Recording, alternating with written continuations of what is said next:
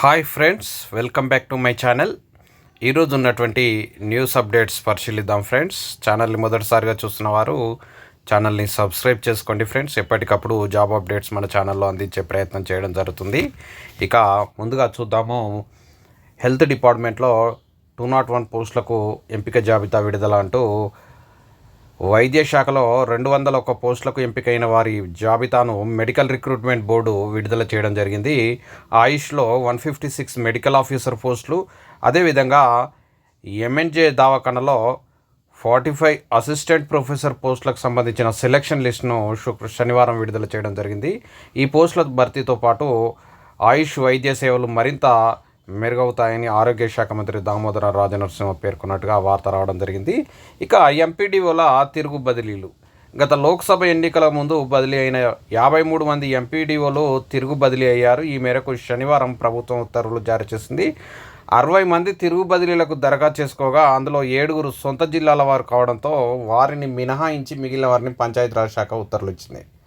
ఇక ప్రతి రెవెన్యూ గ్రామానికి ఒక జీపీఓ అంటూ అయితే ఇటీవల జీపీఓలకు ఆప్షన్స్ ఇచ్చి వాళ్ళు క్వాలిఫై ఉన్న వాళ్ళని ఎగ్జామ్ పెట్టగా కొంతమంది సెలెక్ట్ కావడం జరిగింది. అయితే చాలామంది మళ్ళీ ఆ ఎగ్జామ్స్లో ఫెయిల్ కావడంతో మళ్ళీ వారికి మళ్ళొక అవకాశం ఇస్తామని నిన్న రెవెన్యూ సంఘాలతో జరిగినటువంటి మీటింగ్లో మంత్రి పొంగులేటి శ్రీనివాసరెడ్డి హామీ ఇచ్చినట్టుగా ఇక్కడ వార్త రావడం జరిగింది.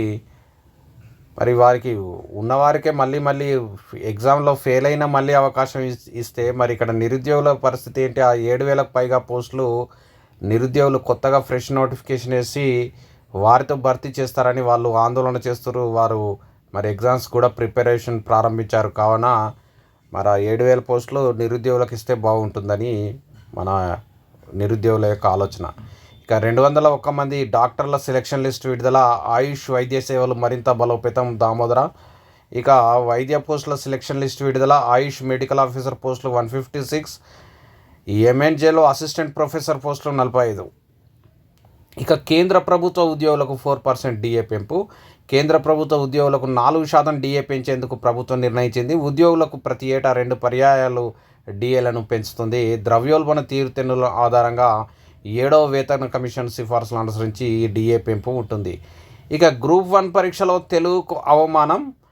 ఇప్పుడు మన మిత్రుడు సంపత్ రమేష్ గారు ఈ వార్తను రాయడం జరిగింది. దీనిపైన స్పెషల్ వీడియో చేసే ప్రయత్నం చేద్దాం ఫ్రెండ్స్. ఎందుకంటే గ్రూప్ 1లో దాదాపు కేవలం 9.9% మందే తెలుగు మీడియం వారు సెలెక్ట్ కావడం. 523 పోస్టులో దాదాపు కేవలం ఒక 53 మంది లేదా 54 మంది మాత్రమే తెలుగు మీడియం వారు సెలెక్ట్ అయ్యారని టీజీపీఎస్సీ అడ్వకేట్ గారు 2 డేస్ బ్యాక్ హైకోర్టులో జరిగిన ఆర్గ్యుమెంట్ సందర్భంగా వెల్లడించడం తీవ్ర అన్యాయానికి దారితీసిందని తెలుగు మీడియం అభ్యర్థులు ఆందోళన చెందుతున్నారు. ఇక ప్రభుత్వ వైద్య విద్యకు ఊతం. బోధకుల అర్హతల్లో సడలింపులు. దేశవ్యాప్తంగా వచ్చే 5 ఏళ్లలో 75,000 కొత్త వైద్య విద్య సీట్లను అందుబాటులోకి తేనున్నట్టు కేంద్ర ప్రభుత్వం ఇటీవల ప్రకటించింది. ఈ క్రమంలో వైద్య విద్యకు మరింత ఊతమిచ్చేలా జాతీయ వైద్య కమిషన్ పలు నిబంధనలను సులభతరం చేసింది. వైద్య కళాశాలల్లోని బోధకుల అర్హతల్లో సడలింపులు ఇచ్చింది.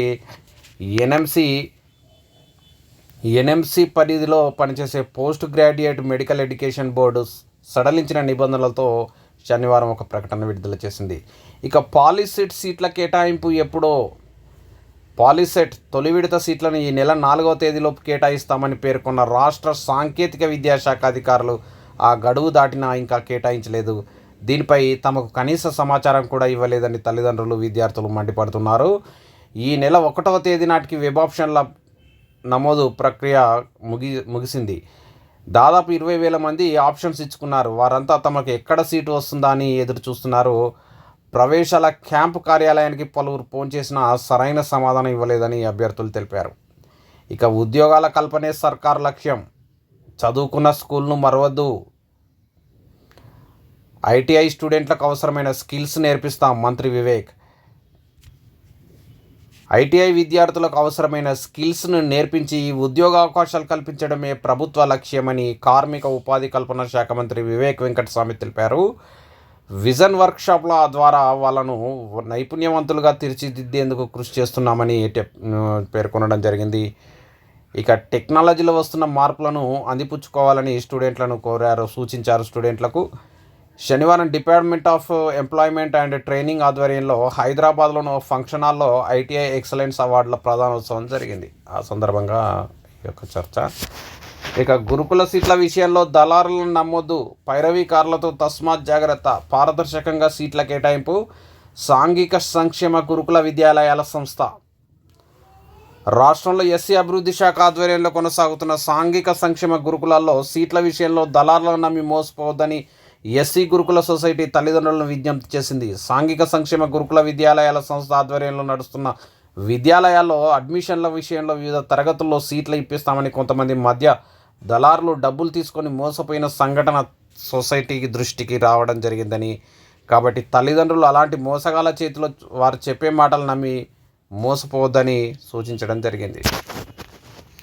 ఇక నెక్స్ట్, ఉద్యోగ ఉపాధ్యాయుల పెండింగ్ బిల్లులను చెల్లించాలి, లేకపోతే ఉద్యమ కార్యాచరణ. ఉపాధ్యాయ ఎమ్మెల్సీ శ్రీపాల్ రెడ్డి. రాష్ట్రంలో ప్రభుత్వ ఉద్యోగ ఉపాధ్యాయ పెన్షనర్లకు సంబంధించి వివిధ రకాల పెండింగ్ బిల్లులను వెంటనే చెల్లించాలని నల్గొండ, వరంగల్, ఖమ్మం ఉపాధ్యాయ ఎమ్మెల్సీ పింగిలి శ్రీపాల్ రెడ్డి డిమాండ్ చేశారు. పెండింగ్ బిల్లులు చెల్లించకపోతే ఉద్యమ కార్యాచరణ తప్పదన్నారు. శనివారం హైదరాబాద్లోని నారాయణగూడలో ఉన్నటువంటి PRTUTS రాష్ట్ర కార్యాలయంలో రాష్ట్ర కార్యవర్గ సమావేశంలో ఆయన మాట్లాడారు. ఇక ఉద్యోగుల ఆరోగ్య పథకాన్ని ప్రకటించాలి, హామీలు అమలు చేయకుంటే కార్యాచరణ ప్రకటిస్తాం. గెజిటెడ్ అధికారుల రాష్ట్ర అధ్యక్షుడు ఏలూరు శ్రీనివాసరావు. ఉద్యోగుల హామీలను అమలు చేయకుంటే భవిష్యత్ కార్యాచరణ ప్రకటిస్తామని తెలంగాణ గెజిటెడ్ అధికారుల రాష్ట్ర అధ్యక్షుడు ఏలూరు శ్రీనివాసరావు అన్నారు. శనివారం యాదాద్రి భువనగిరి జిల్లాలోని యాదగిరిగుట్ట పట్టణంలోని రిసార్ట్లో తెలంగాణ గెజిటెడ్ అధికారుల కేంద్ర సంఘ కార్యవర్గ సమావేశం సందర్భంగా మాట్లాడుతూ పేర్కొన్నారు. ఇక VRO/VREలకు త్వరలోనే మరోసారి GPO అర్హత పరీక్ష. మంత్రి పొంగులేటి శ్రీనివాసరెడ్డి.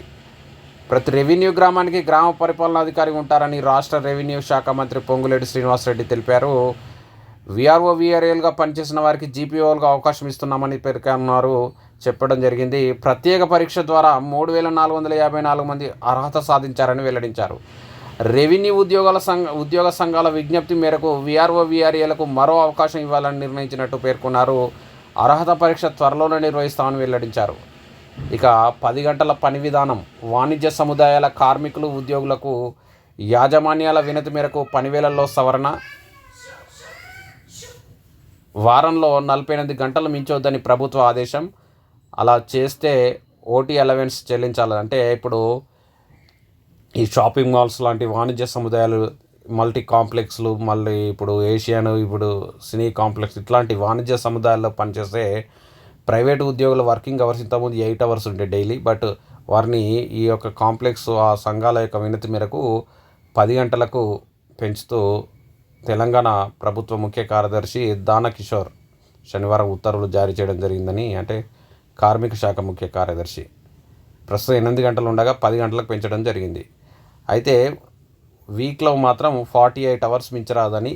ఇప్పుడు డైలీ 10 అవర్స్ అంటే 6 డేస్కి 60 అవర్స్ అవుతుంది. 48 అవర్స్ వర్కింగ్ డేగా ఇంకా 12 అవర్స్ ఓటీగా చెల్లించాలని అక్కడ ఉత్తర్వులు జారీ చేయడం జరిగింది. ఇక రేపు ఐసెట్ ఫలితాల విడుదల. MBA MCA కోర్సులో ప్రవేశాలకు నిర్వహించిన TG ఐసెట్ ఫలితాలు సోమవారం విడుదల కానున్నాయి. టెట్ ప్రైమరీకి రిలీజ్ కావడం జరిగింది. ఇక 8న LP సెట్ కౌన్సిలింగ్.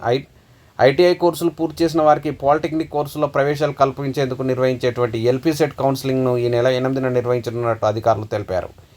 ఇక ఇందిరమ్మ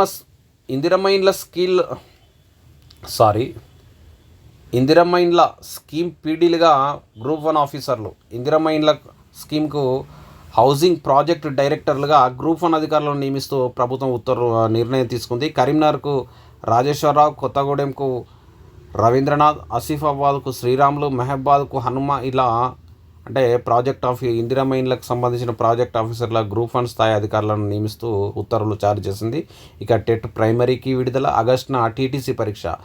వేసవి సెలవుల్లో 42 రోజుల పాటు technical teacher certificate lower grade training course చేసిన వారికి ఆగస్టు 3వ తేదీన పరీక్షలు నిర్వహిస్తామని ప్రభుత్వ పరీక్షల విభాగ సంచాలకులు ఏ కృష్ణారావు తెలిపారు. ఇక బీటెక్ సీట్ల సంఖ్య తేల్చేందుకు కసరత్తు. సీఎంతో విద్యాశాఖ ఉన్నతాధికారుల సమావేశం. ఈసారి చివరి నిమిషంలోనే స్పష్టత. నేడు వెబ్ ఆప్షన్లు ప్రారంభం. రాష్ట్రంలో ఆదివారం వెబ్సైట్ వెబ్ ఆప్షన్ల ప్రక్రియ ప్రారంభం కానున్న నేపథ్యంలో బీటెక్ సీట్ల సంఖ్యను తేల్చేందుకు విద్యాశాఖ ఉన్నతాధికారులు శనివారం రాత్రి ముఖ్యమంత్రి రేవంత్ రెడ్డి సమక్షంలో చర్చించారు. రాష్ట్ర సాంకేతిక విద్యాశాఖ commissioner Shri Devasena, JNTUH registrar ఆచార్య కె వెంకటేశ్వరరావు, ప్రవేశాల కమిటీ క్యాంపు అధికారి బి శ్రీనివాస్ తదితరులు శనివారం ఉదయం నుంచి సాయంత్రం వరకు సచివాలయంలో కసరత్తు చేశారు. ఇక ఇంటర్మీడియట్కు డిప్లొమా సమానమే, డిఈఈ కోర్సుల్లో ప్రవేశం కల్పించండి హైకోర్టు ఆదేశం. ఇంటర్మీడియట్కు డిప్లొమా కోర్సు సమానమేనని హైకోర్టు స్పష్టం చేసింది. సాంకేతిక విద్యా బోర్డుతో పాటు ప్రభుత్వం కూడా ఆ మేరకు ఉత్తర్వులు జారీ చేశాయని తెలపడం జరిగింది. అయినప్పటికీ అర్హత లేదంటూ డిఈఈ కోర్సుల అడ్మిషన్ నిరాకరించడాన్ని తప్పుపట్టింది. ఇక అంగన్వాడీలో 14,236 పోస్టుల ఖాళీ. నియామక నోటిఫికేషన్లకు సాంకేతిక అడ్డంకులు. ఇతర రాష్ట్రాల్లోని ఏజెన్సీ ప్రాంతాల్లో నిబంధనలపైన అధ్యయనం. రాష్ట్రంలోని అంగన్వాడీ కేంద్రాల్లో దాదాపు 20% పోస్టులు ఖాళీగా ఉన్నాయి. టీచర్లు, హెల్పర్లు లేకపోవడంతో కొన్ని చోట్ల రోజువారీ నిర్వహణ, పూర్వ ప్రాథమిక విద్యా బోధన, పోషకాహారం అందించడం కష్టంగా మారుతుంది. పక్కా భవనాలు, సిబ్బంది లేకపోవడంతో ఏజెన్సీలు ఇతర ప్రాంతాల్లో కొన్ని అంగన్వాడీ కేంద్రాలని నెలకోసారి కూడా తెరిచే పరిస్థితి లేకుండా పోయింది. ఈ విధంగా మరి అంగన్వాడీ పోస్టులో కూడా ఖాళీలు భారీ స్థాయిలో ఉన్నాయని ఇక్కడ వార్త రావడం జరిగింది. ఇక ఇవి ఈరోజు ఉన్నటువంటి అప్డేట్స్ ఫ్రెండ్స్. మరి వీడియోను రెగ్యులర్గా చూసే ప్రయత్నం చేయండి. ఛానల్ని ఎప్పటికప్పుడు రెగ్యులర్ అప్డేట్స్ కోసం సబ్స్క్రైబ్ చేసుకోండి. మన ఛానల్ని సపోర్ట్ చేయండి ఫ్రెండ్స్. మీరు ఇచ్చే సపోర్ట్ తోటే మన ఛానల్ మరింత ముందుకు వెళ్ళడం జరుగుతుంది. నెక్స్ట్ వీడియోలో మళ్ళీ కలుద్దాం ఫ్రెండ్స్.